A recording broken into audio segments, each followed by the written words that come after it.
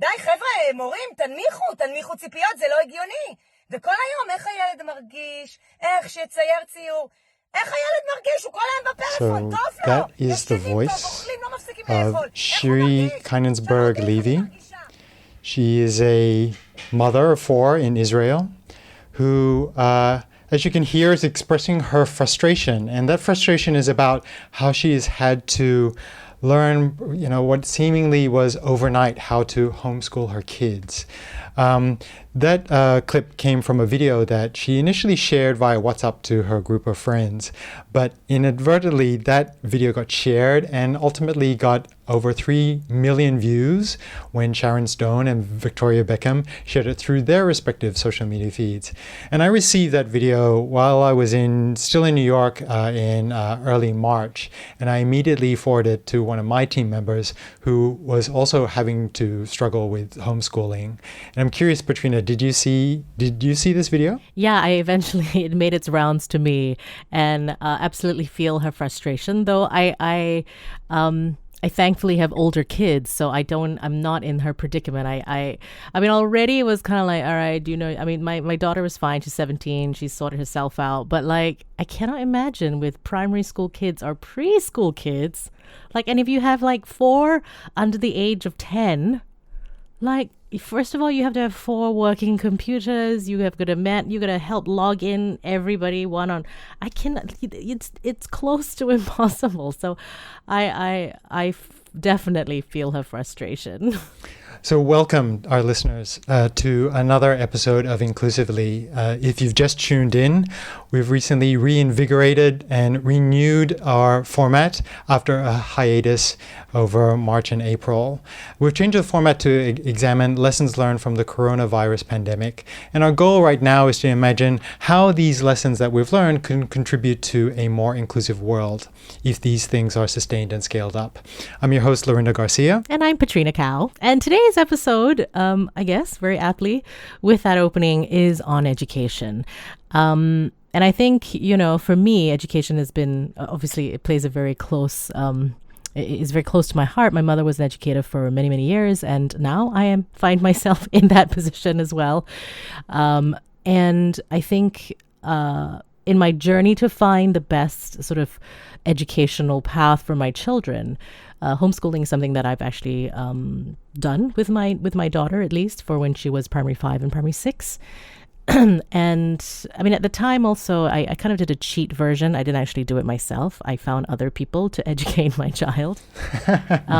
But I think back then, I mean, this was maybe 8 years ago now, that on those online platforms were not as readily available. Though now when I speak to homeschooling parents, most of them are getting schooled online with various different educators or just educational providers. So it's not a new concept. But I think for people who generally are used to, normal school and being in a physical environment with everybody else, having to suddenly switch and do that all from home will have immediate effects on both, right? Just families and the students themselves. So it's definitely a huge sort of shift that everybody is finding themselves having to make. Exactly. And to set the stage, in Singapore at least, home-based learning was implemented from April 8 for all students. And once schools closed, it presented challenges for educators as well, who had to learn quickly how to deliver their content online and overcome some of the assumptions that they had that their subjects could be taught in this fashion. Also for parents, having to then provide the backend technical support and the coaching and all of these things. And then the students as well, all of a sudden being separated from their classmates, from their friends, being in an environment where there are many other distractions. And I think one thing that I've also observed is that how this situation then illuminates the situation for students from low-income backgrounds. Many low-income families live in smaller rental apartments. There is insufficient space for privacy and conclusive study in these environments as well.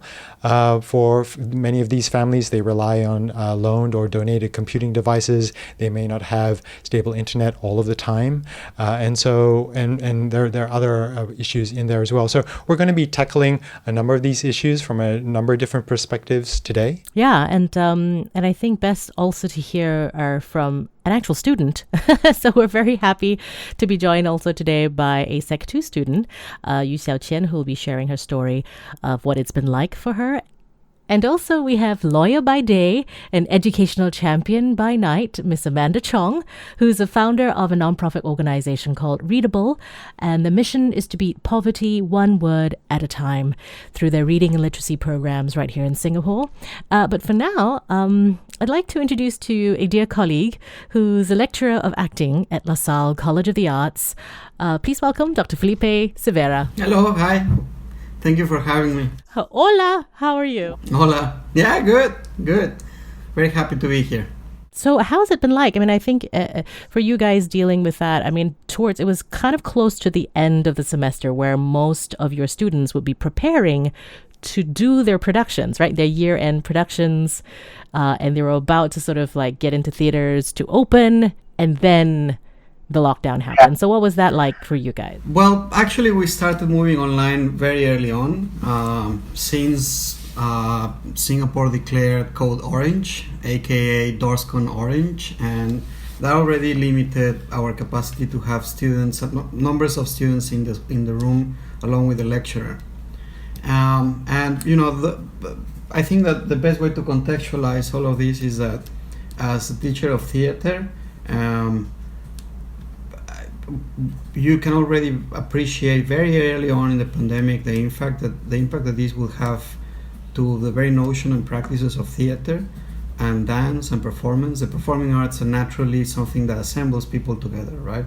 And they assemble it right from the get-go, from rehearsals to presentations to mingling after the performance. So coming together is essence. And as a school of theater, that also impacts, because the ancillary pillar of any performance pedagogy is to be in the same room with your lecturer. You're learning body to body, right? And once you can have that poses challenges. So what we did was, very early on, when Singapore declared DORSCON Orange, we moved the theory classes online. We had limits of more than 25 people couldn't gather in the same room. This is before social distancing. This is before the policies began to be a bit more refined and complex. In the immediate reactions, we weren't able to gather more than 25 people in the room. So naturally, the theory classes were the easiest ones to transit to online. We started using Zoom, as the rest of the world. Then eventually things started to escalate. We have 2 legs of productions every semester. Halfway through, we have a round of shows, and then at the end of the semester we have another round. By the time we hit the first round, so this is late February, mid-Feb, late February, we weren't able to have audiences. So this was a challenge, because you have a production that has been rehearsing, and by production is not only the actors, it's also the theatre and production management program, which we also have at LaSalle. So it's the actors, it's the designers, it's the crew, and you can sacrifice. I mean, they've already gone through the rehearsal process, which is fundamental in the learning experience, but the performance is the culmination of that experience. So it was a tricky negotiation. In the end, we decided to go ahead and have the productions without an audience and record them just for the purposes of having an assessment. Then we went into the process of staging the second leg of the productions, which also included the graduation shows, because, you know, this is the second semester of the academic year, so you have graduation shows of the dance program, of the musical theater program, of the acting program, musical recitals. You have all the shows of graduation covered. So this for us was something very important to mind, because it was not only going, if we were to sacrifice these productions because of the pandemic, it wasn't just another production, it was a production with which the students present themselves to the industry. And that's important. We went ahead planning with productions, and then the lockdown happened the week of tech rehearsals for us. Around, well, not for all of the shows, but around Tech Week, and, you know, at the very, very last week or 2 weeks of the production process. and we had to cancel. And so that was painful for us, for our students, because we appreciate we're a big school in the sense of the big picture of numbers, but our programs are relatively small. So the graduating cohort of the acting program, for instance, has 13 students, and that as a teacher, that makes you care for your students very, very deeply, and you really feel sad for not being able to offer them the opportunity to culminate their training. As a stopgap solution, we went to produce Zoom performances. The diploma in performance staged a version of the reunification of the two Koreas. That was very nice. Currently, the actors are preparing a Zoom version of a new play by Chong Qian, House. So there's all these solutions. And I'll just end my intervention right now saying that we need to be very aware that there is a distinction between the series of measurements that we're rolling out at all levels of education, from basic, middle, high, and higher education. All of these are emergency reactions, and they have posed problems because we have problems of digital illiteracies, and we also have problems of digital capacities, is what you were saying, right? In Singapore, because it's a wealthy nation, we tend to assume that everybody has a laptop, and furthermore, that everybody has a room to be in to study with the laptop. And we fail to realize that a significant part of the population, A, doesn't have a laptop or has a shared laptop, and two, that is a real problem in Singapore, is that we have a significant amount of students sharing their homes with 3 generations, and you can't ask for privacy. So that's a challenge right now. But moving forward, we also need to realize that there's a distinction between online learning, distance learning, like in a formal setting, what a distance learning program is, and what we're doing. What we're doing is really just adjusting to the contingency. And online and home-based learning is a reasonable tool to resolve the contingency, but it doesn't necessarily mean that we're moving to online teaching in the arts, right? This is a significant distinction, because in our community that creates a lot of anxieties. Like if I go and tell my colleagues that I think that we need to move online, obviously my colleagues are not going to be in agreement, because how can you possibly teach acting through a screen? I mean, you can teach acting for the screen, but not theatrical acting, right? And so that poses challenges in the long run about higher education in the arts. But these are different. I think it's important to have a clear overview of what we're dealing here. Yeah, I mean, I know that this conversation is happening in a huge way and being very hotly debated in the U.S. with my friends who are teaching in the big sort of acting schools in the U.S., because they're looking at not even returning in the fall season. They're looking at maybe even 2021, right? And so if that's the case, do they just shut down the schools? Do they continue online? Like, how do they? And and I've also heard from reactions of students who are in these acting schools writing for refunds, or at least part of their fees sort of at least given back to them, because this is not part of the education that they paid for.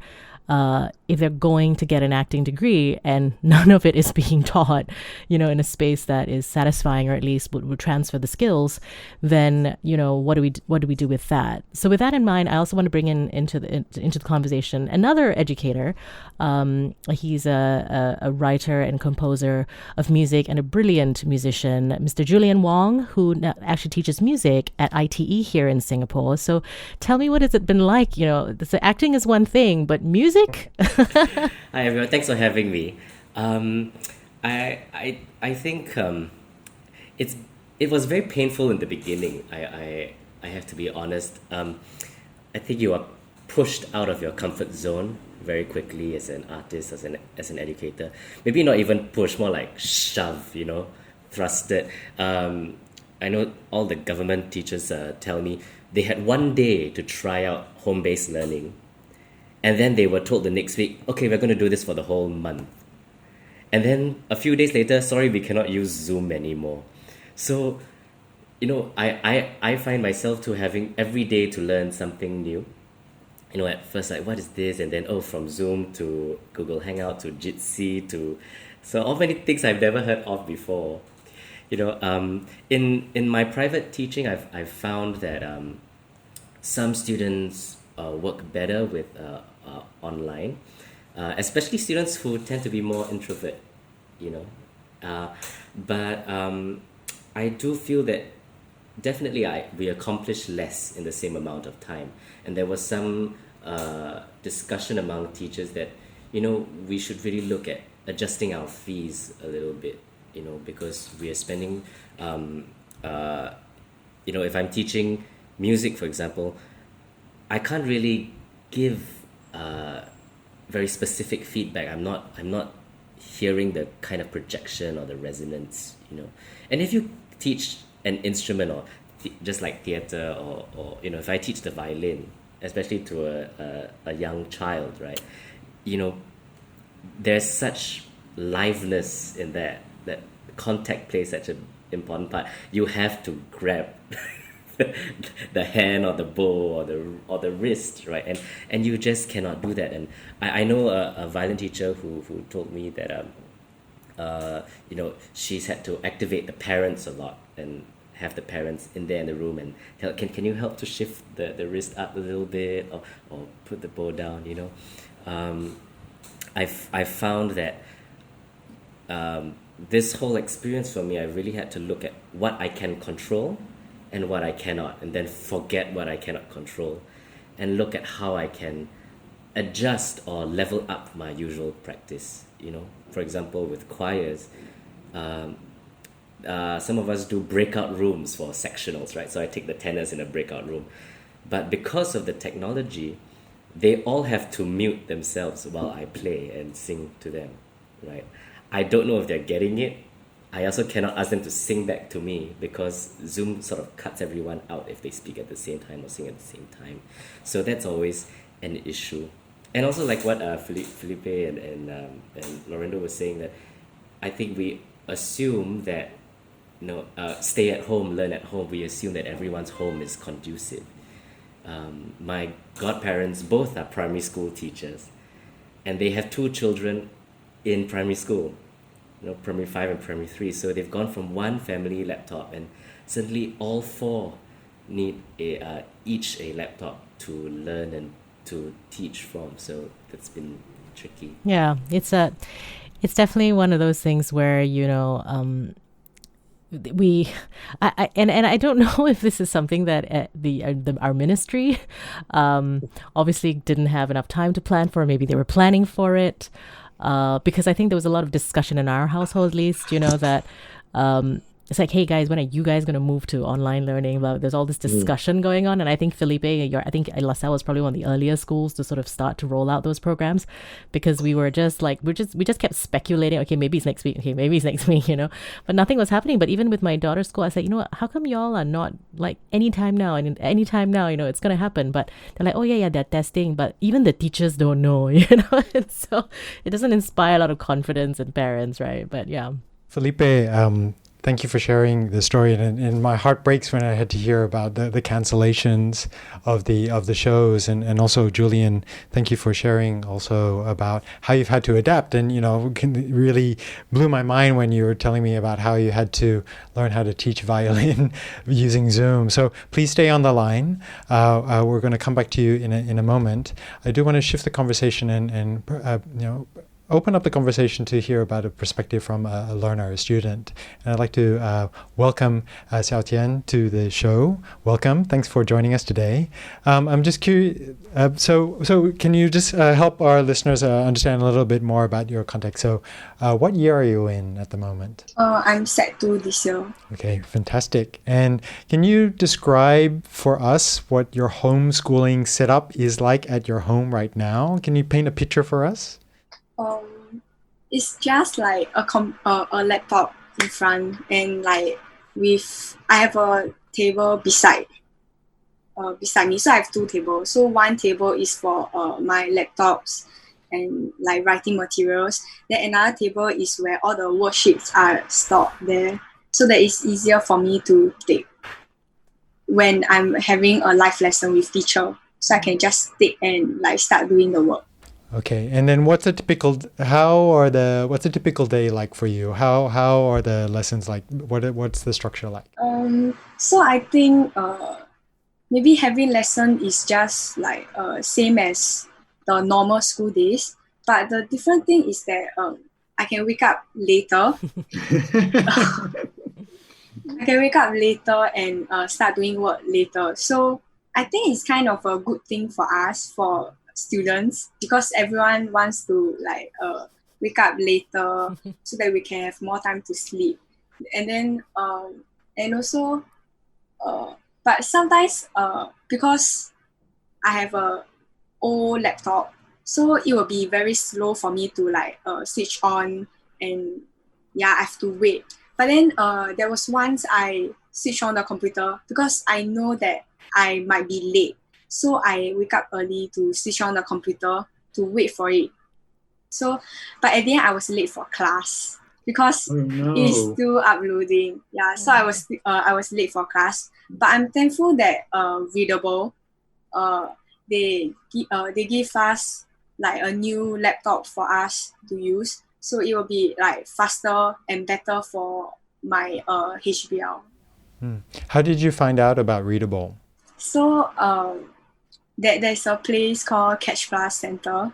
It's like a student care where like they have lessons, they have tuitions for us. So Readable is one of the tuition, and yeah, and my friends asked me to join Readable because they say it's fun and we learn a lot of things from there.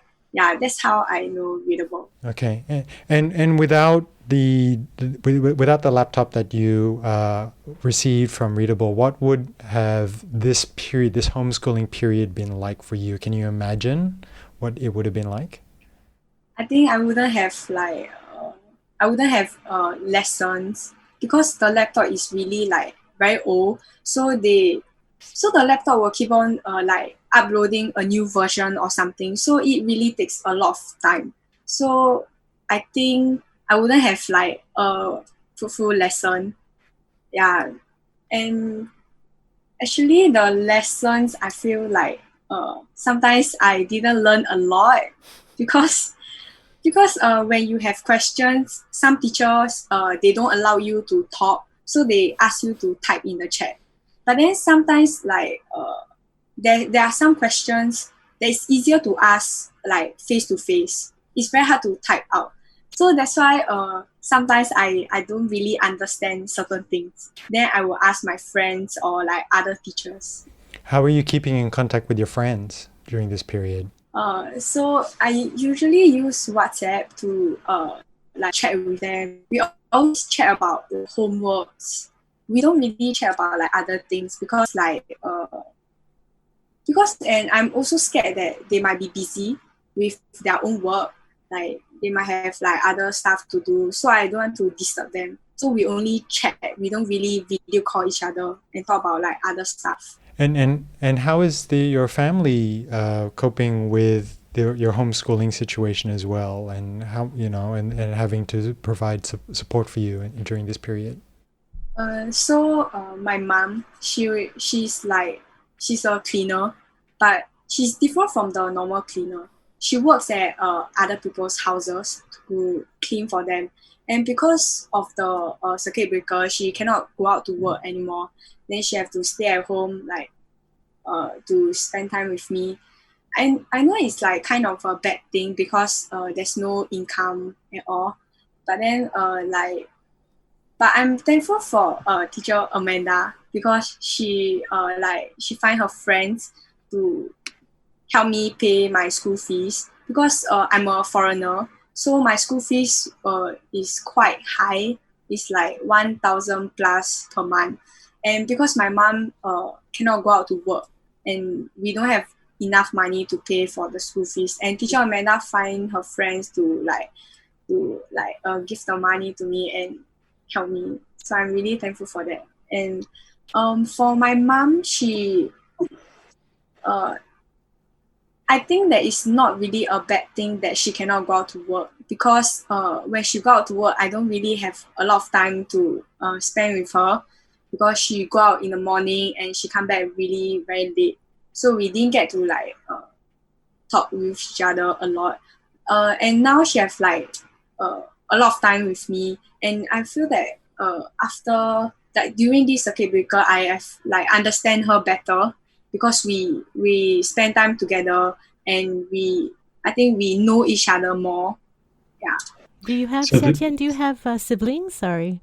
I have an older brother, but he's working in China. So he's not with me. So it's just you and mom here at the moment. Yeah. Right. Okay. Well, no, that certainly is so wonderful to hear that. I mean, it's always when you hear these stories that, we understand that. I mean, I think I recently saw this post that was, we're all in the same storm, but we're not in the same boat. Right. I mean, we're all experiencing the effects of COVID-19, but everybody is having a very, very different experience. So, I mean, you've mentioned a few times this mysterious teacher, Amanda. Perhaps now is a good time to talk to you, Amanda. Thank you for what you do with Readable and, connecting us with Xiao Qian and, making education, a fundamental thing, right? Like something that we so take for granted and something that we complain about endlessly in Singapore, right? But yet, when you hear Xiao Qian's story, you feel like, yes, there are so many people who are fighting so hard, right, to just get online. It's the basic thing of getting online. So tell me what it's been like for you guys at Readable. I mean, in terms of your own programs and your outreach, and how you guys have been running your own programs. Yeah. So Readable is a non-profit organization, and we're all volunteers. And we've been working in the Chinatown Jalan Kukoh neighborhood since 2014. So this is our 7th year of operating in that neighborhood. And we typically run language arts classes every Saturday. So we teach from preschool upwards to the Readable Champions, which is our teen program, which Xiao Qian is part of. And all of this was like very interactive, real life lessons. But we've also had to move our operations online. And one of the things that we also noticed was that a lot of our kids did not have laptops. So before the HBL program started, with MOE just saying that everyone has to be online now, we managed to distribute laptops to 40 children that we had under our care. And we were really very thankful for donations from the public. And we actually managed to give some of the kids laptops which are nicer than our own personal laptops. So I think that's wonderful. That happened, and it's just testament to wonderful donors who bought brand new laptops for the kids or gave really good laptops to the kids. And that was just so vital for the children, because many of them never had a laptop at home, or like Xiao Qian's experience. Xiao Qian's laptop, she had it since she was in primary 1. So, it was already malfunctioning. And we heard a lot of those stories. Apart from that, we also heard stories about some of our kids, doing home-based learning in an environment where there are like 9 people living in a 1-room flat. And then there are challenges of being able to listen to your class. So, we've had to distribute earphones as well. And also even getting online. We take it for granted, with Wi-Fi, with 3G. We've had many students whose parents were actually in arrears for their Wi-Fi bill, so they were not able to connect to the internet. And so we've jumped in with Wi-Fi dongles. And it's really just been troubleshooting. Like for the first couple of weeks, it was just getting everyone online. And then it became, how do we take our lessons online? And so my teammates, in each age group, there are various challenges. So those running the preschool class, it's how do you keep the children engaged on an online class, right? And for our preschool levels, we teach both literacy and numeracy in our program, Countable. And we used to run them as 2 separate classes, but we had to combine them into one because we realized that the children were not going to be engaged for several hours online. Because usually we conduct our lessons in a very kinesthetic way. So, we have circle time, we have song, we have dance, and we use blocks to teach numeracy, but we don't even have these things when you do a Zoom class, right? So we had to reformat the classes. And I personally teach the champions, which is the teens class. And again, we've had to modify it. But what I found pretty cool was that, we can actually write together using Google Docs. So we just end up trying to explore what opportunities there are in the online space and using online tools. So now we use a combination of whiteboarding on Zoom as well as breaking out into smaller groups for like one-on-one attention as the teens develop their own COVID reflections. And we're able to talk through and edit as the teens are writing. So I've walked through an essay with Xiao Qian using that method. And going back to the theme of the arts, because I know a couple of people here represent the arts, what was really exciting for me was that we were able to watch local plays with our kids online. And, the whole concept of putting plays online, right? Because there are actually a lot of teens and children who do not have access to the arts usually because it is expensive in Singapore. And Wild Rice has actually helped our Readable kids have access to the theatre. So every year we would see the pantomime. And there's wonderful memories of the pantomime. Xiao Qian has been to several herself. And now we were able to introduce the kids to sort of more for different types of theatre, not just pantomime. So we saw a Harish Sharma play, Those Who Can't Teach. And this week we watched Supervision. And I think it's really fun that we get to watch these things together and then discuss them. And this wouldn't really have happened if we were all not stuck at home, right? Because now when I'm like WhatsApping the teens and I'm like, hey, let's watch a play, and they can't give me any excuse that they have something else to do because they don't. So we're like, everyone show up on Zoom and let's watch this play together and discuss it. And I've heard, I really enjoy listening to kind of reflections that the kids have on plays, and I think that just opens up a whole new kind of universe that wouldn't have been opened up otherwise. Yeah, no, that's amazing you said that, because we just had a conversation in our first episode with Ivan and various different arts practitioners of the theatre companies and how they've responded to that and how they've managed to put, they definitely weren't expecting the response that they were getting, because there's always this fear with theatre companies putting their plays online that, it's just not the same, right, guys? So don't expect this to be some multi-million-dollar camera, like production. But I think what we did find in terms of that connection, like you said, was that it is completely finding a brand new audience for the people who don't normally consume art this way. And so, Xiao Qian, fun fact, Monkey Goes West is starting tonight. They're putting Monkey Goes West, and I think Julian was the musical director, right, for Monkey? No, you were not. You were for many others. It's very likely you would have watched something that Julian was a part of. We saw Peter Pan last year. Was that something? Oh yes, I wrote that. That was Did you enjoy it? Xiao Qian, do you remember seeing Peter Pan in Serangoon Gardens last year? Julian, I can't really point to him, but Julian was the composer. He composed the songs on so Julian composed the songs on Peter Pan, the Wild Rice. So she's so excited. You can see her face. She was like, "Oh my God, this star!" I thought the music in Peter Pan was some of the most beautiful that I've heard. Honestly, you are a genius, Julian. I'm not shy to say, I'm not shy, but yeah, and I think that's wonderful that you mentioned that, because the arts really does have. In a way, the way you've approached sort of teaching, even with preschool, there's so much of it is like you said, in that sort of kinesthetic way. We use song and dance and music, So I think for sure, at least for preschool. Right? Like I said, I don't know how to teach preschool on an online environment, because just thinking of even the precious outdoor time, for them in nature, which is something I think Singaporean kids don't get enough of anyway, right? We're so used to being in air-conditioned rooms. But I think it's wonderful that, we've whilst we've had so many challenges, we've also found sort of new ways to engage with our students.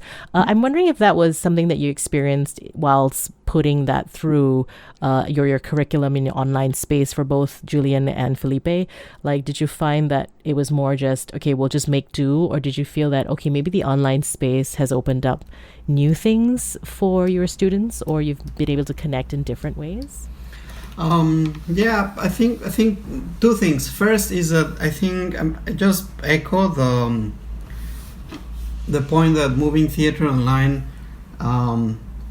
if deployed properly and deployed smartly, as the companies in Singapore have, is really about gathering new audiences and inviting people that don't regularly think of the theater as a place to hang out.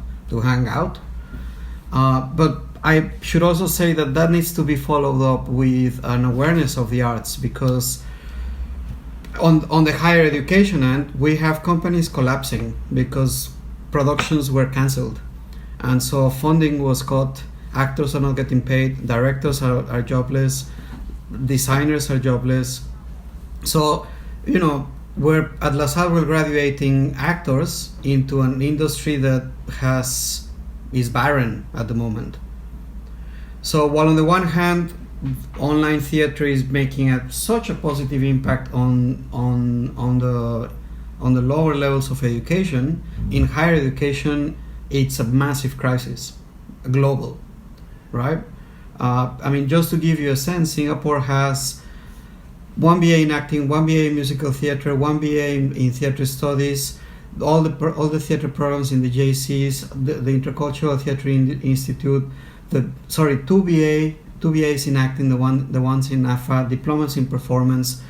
Singapore graduates hundreds of theater makers every year, and right now there's not the industry is shut down.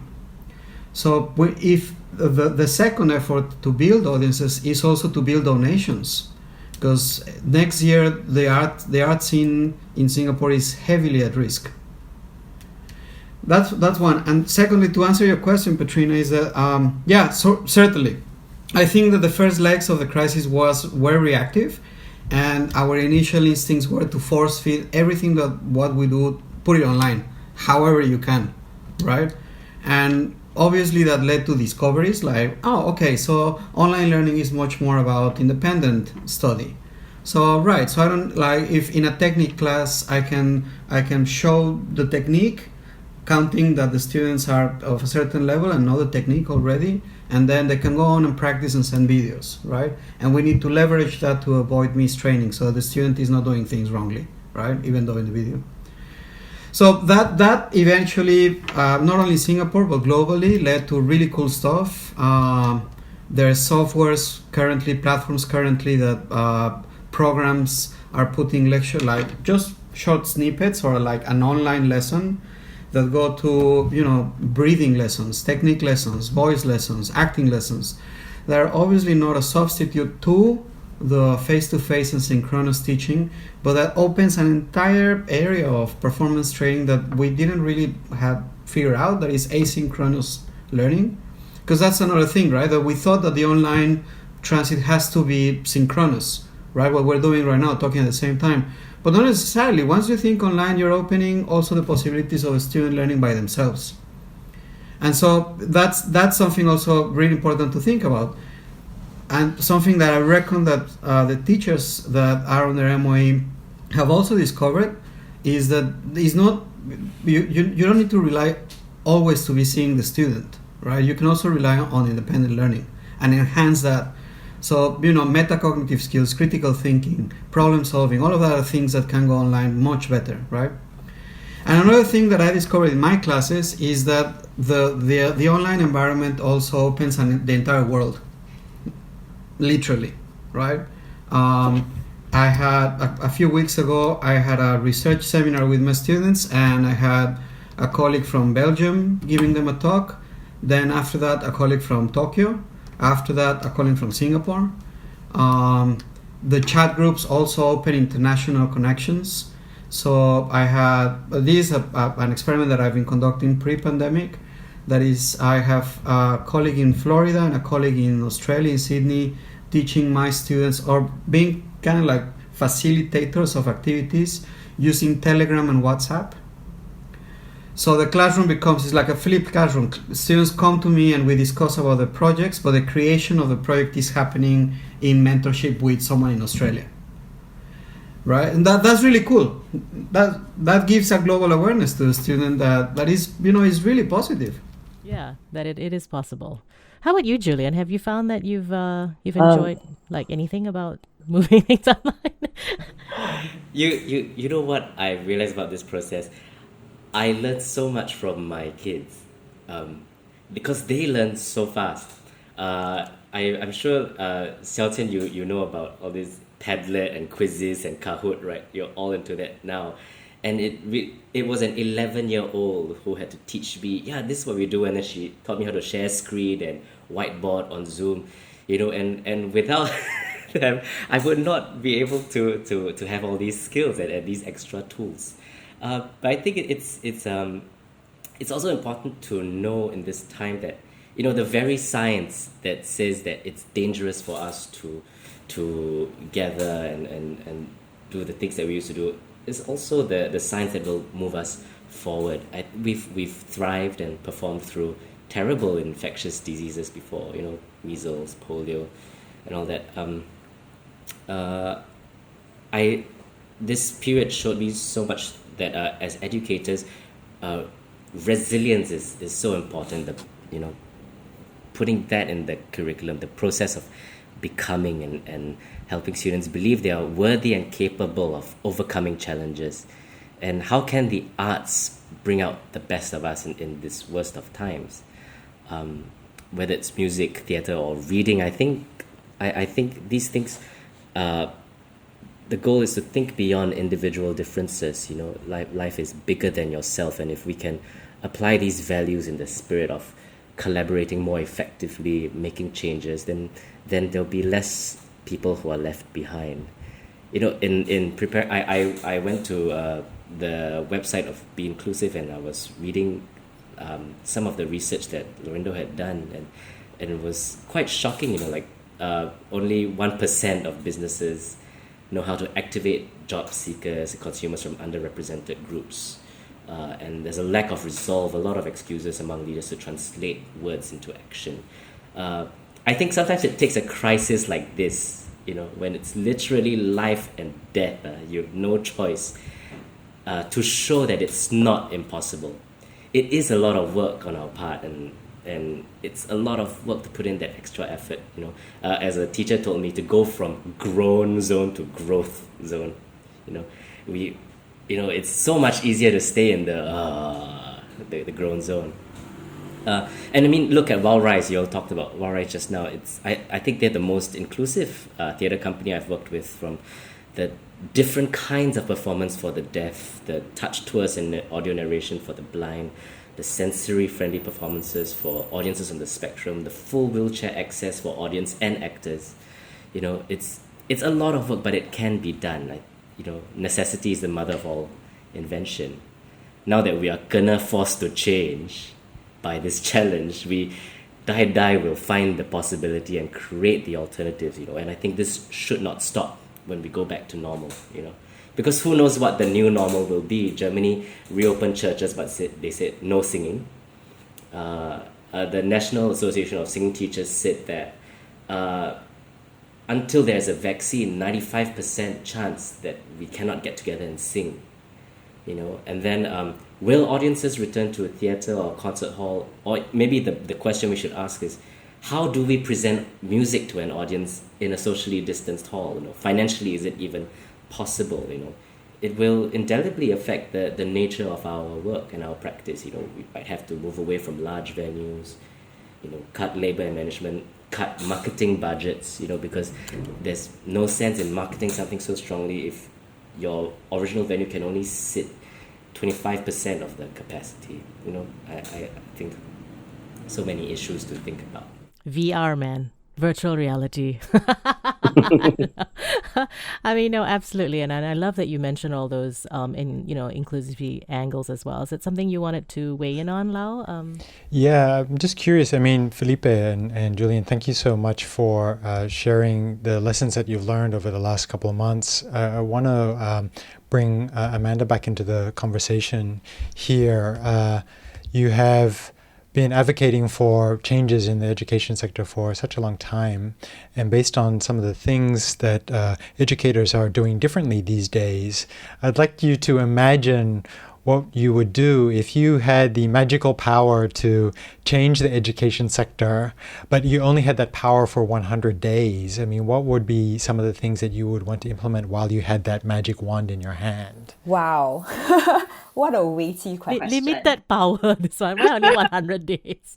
Yeah, and I also think that the 100 days thing is a huge constraint, because I think the kinds of changes that need to happen in the education system have to go way beyond that. And I really do think that for me, what I find problematic is streaming, and I'm glad to see the education system moving away from that, because I don't think that kids should be categorized and told their limits about who they are, you know, in terms of their identity and what they can do and what they're good at or not good at so early on. And I really do believe in increasing resourcing to schools that are not elite schools. I think if we're going to say that every school is a good school, then we need to actually make it, practically speaking, that, you know, and not just use it as rhetoric. And I think it was very interesting for me, because one of the plays that we watched was Those Who Can't Teach by the Necessary Stage. And that was about teachers teaching in a neighborhood school and their reflections on that. And that opened up the space for some of my students and I, including Xiao Qian, to discuss the differences between elite schools as well as neighborhood schools. And I think one of the key things that actually Xiao Qian said when I asked her what are the changes that we need in the education system, or what does she think makes a good teacher, and she actually said, and I'm going to just steal her answer because I think it's really good, is that she said that ultimately she believes that teachers need to have hope in their students, and not just one kind of hope. Because I think the impression in our education system now is that there's one mode of success, which is academic, right? So when teachers hope for their students' success, the impression may be that they hope that they succeed academically. But the thing is that students have so many other ways that they may thrive and succeed outside this academic measurement, right? It could be that they have their talents in the arts, that they're really good at cooking, that they're going to pursue a career that is completely like unheard of today because it just hasn't been invented yet. And I think the biggest change that has to happen is for teachers to really have that space to cultivate talents in their children, and to give and to have that room in the classroom to affirm different types of success, and not just the academic type of success. And I know that there are fantastic teachers currently in the Singapore education system, but I think when you have so many burdens on them in terms of teaching content curriculum, it is very hard to do that work of like affirming children and kind of showing them different paths of success, right? And I think maybe we need to reduce the content in our classrooms and cultivate more relationships. Yeah, and I'm so glad you said that, because I think, you know, thinking about what Julian and Felipe has offered us as well, is this idea that actually it doesn't have to be so content heavy in class, right? You can do all that stuff online. You can say, all right, make sure by the time you come to class, you finish reading like this page to this page, right? And then like put some of your reflections, like you can take that out of the space that we share together, and then the classroom situation can be completely transformed. I'm just very quickly going to just share that experience about watching my son. He has traditionally not performed very well in just general schools and classrooms, but yet everything that he's become proficient and great at, he's learned on his own, in his own time, through the YouTube, right? Everything from skateboarding to magic tricks to the Rubik's Cube, to the drums, to guitar. He has learned from YouTube, you know, and so getting him a music teacher was a very recent thing because he already had a certain level of skills. But so in a way, this online platform seems foreign-ish to educators, yet just watching my son, I know that he's performed very well learning that way. It still does not replace, I think, having somebody help mold you and inspire you, but I think it really does sort of inspire me, at least as an educator, to think about how we can use the online platform in a much more inclusive and, sort of like creative ways, right? So in a way, just blowing it wide open and just, getting input even from our students to say, what can we do together, right? Stuff like that. So I think before we wrap, is there anything you wanted to add, Lau? No. I think before we wrap, I would love to hear from each of our guests. And really what we'd like to hear before we end the show is one thing you'd like our listeners to know based on what you've heard from today's conversation. I'd like to start with Felipe, if that's okay. Yeah, thanks. I have two thoughts. The first one is just to echo what Petrina just said. I think it's super important, and one of the ways in which we can make the situation much more inclusive is to distribute time in the computer, time off the computer, right? Home-based learning is not necessarily online. Online is a medium, but you also have the rest of the day. So something to consider there is that traditional teaching implies that the means of instruction is the same means of learning, but distance teaching disassociates that, right? Instruction is about something else. It's about having a companion, a tutor to touch base with, but learning happens elsewhere. And the second one is that just as how, at least in Singapore, the government reacted very quickly with funding for digital performance and somehow making livelihoods available, I would like to hope that the follow-up reaction will necessarily be funding to reactivate the public space. And in that sense, I think that it's also important to be future ready and be thinking of the ways in which performance heals, the ways in which performance reassembles, the ways in which performance occupies public space. Because even though things will change, the public space will remain the public space. And is at least in Singapore, is such a cornerstone part of living in this city that it will need to be reactivated. And, the performing arts are probably going to be the first ones. Thank you. Thank you, Felipe. How about you, Xiao Qian? What would you like our listeners to know based on what you've heard today? I think everyone needs to have openness. I think especially teachers, because if teachers don't have openness, they don't believe in their students, thinking that they can succeed in their own ways. And they will only believe that they can only succeed if their academic is good. Then I think because I've heard a lot of my friends and also myself think that this teacher does not like me. So then that makes me to not really listen to the teacher or do their work properly.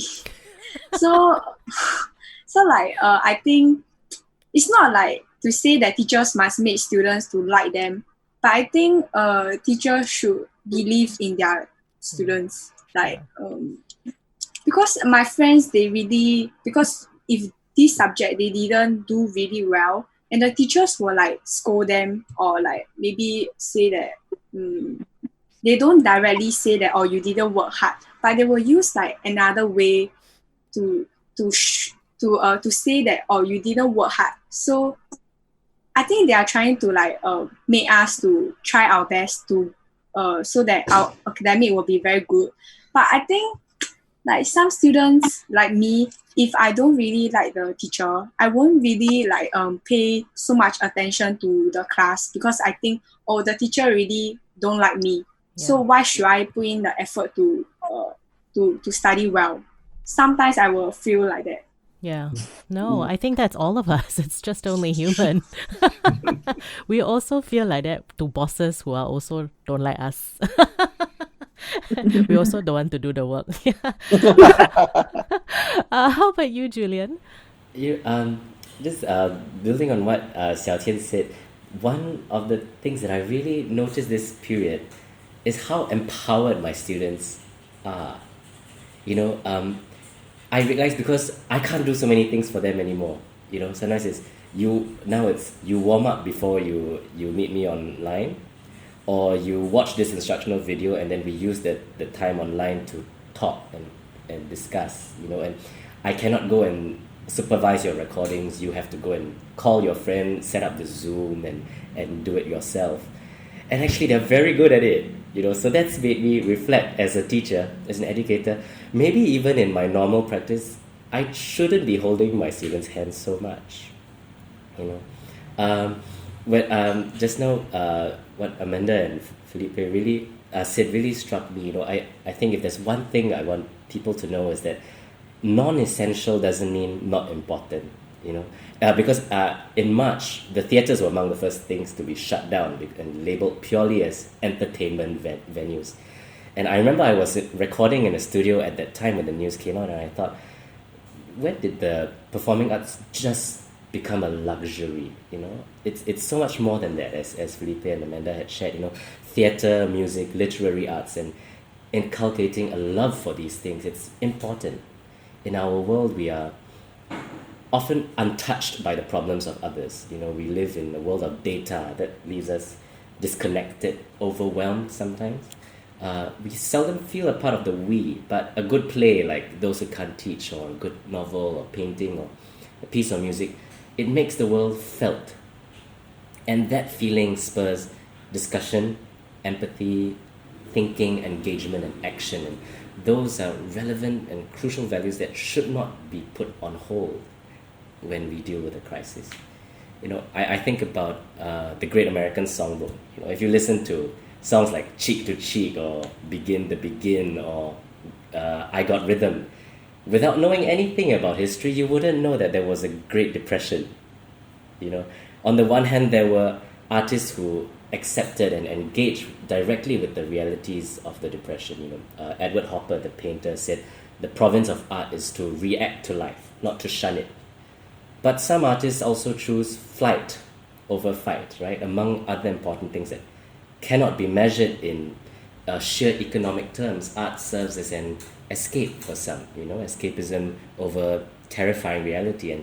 And that is an equally valuable reflection of and reaction to a crisis, which can be very paralyzing.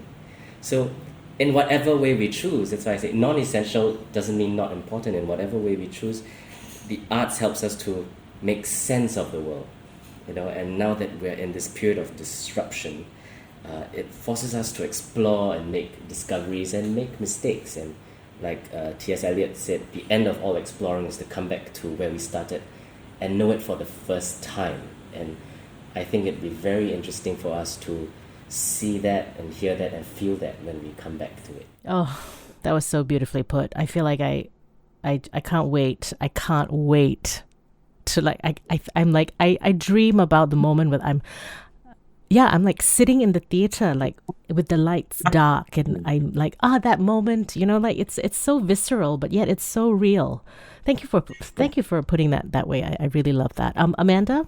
Well, I think I'm echoing the sentiments of quite a few of the guests that you have today, but I think having to reset our patterns because of home-based learning actually forces us to listen to each other a bit more. At least that's what I had to do as a teacher. I had to speak to the students to find out how exactly do they want to use this time and space that we have together. And then upon doing that, I discover that the students are incredibly self-directed, that they have their own interests and passions. A 7-year-old boy who I taught how to read when he was age 4, he tells me that he's interested in philosophy. And so we've actually arranged philosophy classes for this boy, and he's incredibly bright, and he's learning about ethics, metaphysics, and epistemology. And I told him he's 10 years earlier than me, I didn't know these words when I was 7 years old. And I never would have thought that this would be something that he was interested in, if I did not actually take the time to ask. And I probably would not have had to ask him, if I weren't in this circuit breaker context and thinking about how I should use this online space.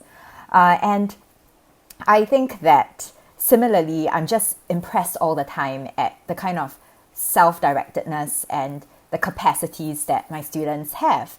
Like Xiao Qian, for example, I found out just before circuit breaker that she had been trying to teach herself how to play the piano. And she actually watches YouTube videos, and she wished for a foldable keyboard for a Christmas wish list last year so that she could play along with these YouTube videos. And I saw in her house that she had actually even drawn out a musical staff, with all the notes. And this is a girl who has never had the chance to have formal musical lessons, right? And then, we managed to connect her with someone who is a trained pianist, and for them to do piano lessons, right? And it just impresses upon me as someone who's in the education space that, we need to listen to our students, that they have their own passions, they have their own dreams, and our role is really to follow along with that and to just show them what that they can become and be the first person to say, yes, I think you can be a pianist. It doesn't matter that you're only using a foldable piano. I believe that there will be a day that you could really play an entire song. Yeah, so I think that's what this time and space outside of our normal patterns has shown me. Yeah, no, that's so inspiring. So I should just I should allow my son to keep doing his magic. Is that right? Yes, definitely. Who knows? He could be on Las Vegas doing. It's like day and day. Okay, mommy, pick a card. I'm like, oh, good Lord. Okay. All right. So thank you all so much for your sharing and your stories, and for just some of the insights. It's been so transformative, I think. And I mean, I'm so moved just listening to all of you, and just to sweeten the deal a little more, we have a very special song that's prepared by Julian. Julian, do you want to tell us a little bit more about this song?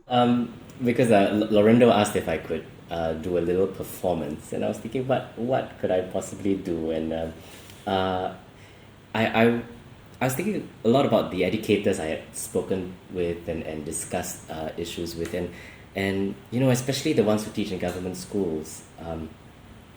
They all tell me about how as they are scrambling to get things in order, there is SOP being written in real time by the non-educators, which then throws them all over the place, and it creates extra stress for them. And they all tell me one thing, that it's the little things that matter. When students and parents say thank you, the schools appreciate their effort, and the families and their own families being understanding, that mommy can't take care of you today, mommy has to prepare for her class. So, and even as I make the transition and teaching online day to day, I find that I'm still taking little steps to improve. So I'm constantly reminded during this period, it's the little things that make a big difference. So I remember there's a song from Sesame Street called Little Things, and so it's nice to hear a Sesame Street song where I go back to simpler times. So this is Little Things by Joe Raposo. I believe in little things that you can hardly see, like honeycomb and spider webs and starfish in the sea. I believe in little things like icy drops of rain that melt into the morning mist when winds are warm again. I believe in little things like colors in the sky and noticing the waves roll in and how the flowers die, and knowing they'll come back again whenever it's July.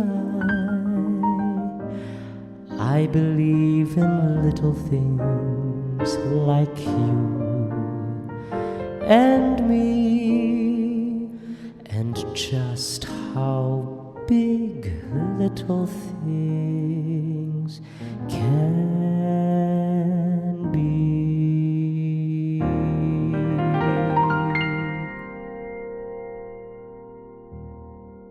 Julian! Short and sweet. Yay! Thank you. I Thank you forgot so much, about Julian. that song. That was such a beautiful song, and you sang that so Yeah. beautifully. Thank you so much. Oh, thank you. And thank you all to my It's beautiful nice guests. to meet all of you. Yes, Yeah. Felipe, Amanda Chong, Thank you. and Xiao Qian. My name is Petrina Kow. Thanks for listening. I'm Laurindo Garcia. Thank you for listening. Please remember to like us, like this podcast, share a review. You can subscribe to us on Apple Podcasts, Spotify, and also YouTube. And we will catch you next time. Thank you very much.